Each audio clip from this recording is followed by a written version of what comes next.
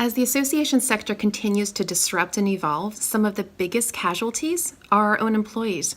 They're really feeling the brunt of all this uncertainty, and they're calling career coaches and recruiters just like me every day. Every time the board makes a new initiative, every time the CEO transitions, even a rebranding campaign can set them on their heels. But it doesn't necessarily have to be this way. Particularly when your employees are highly engaged at what they're doing, they're much more likely to weather the storm. So I've come up with an exercise that I call Passiontivity.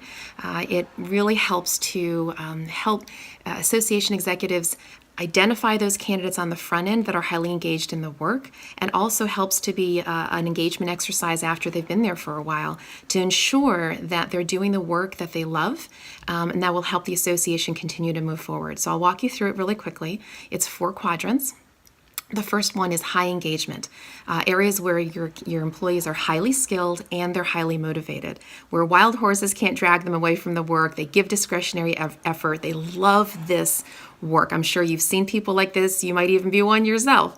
And this is really where all the juice happens. And these folks will stick it out no matter what because they absolutely love their work.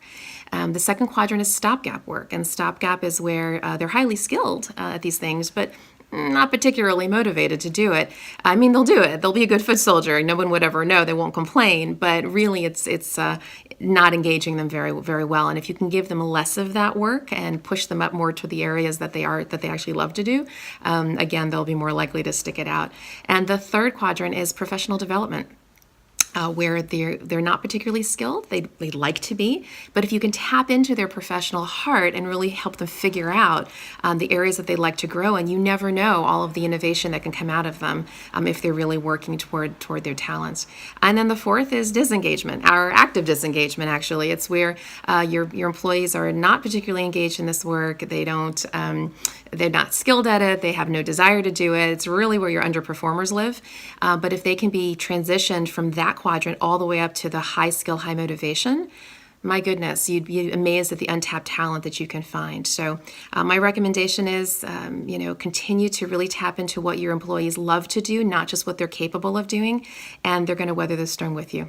Thanks.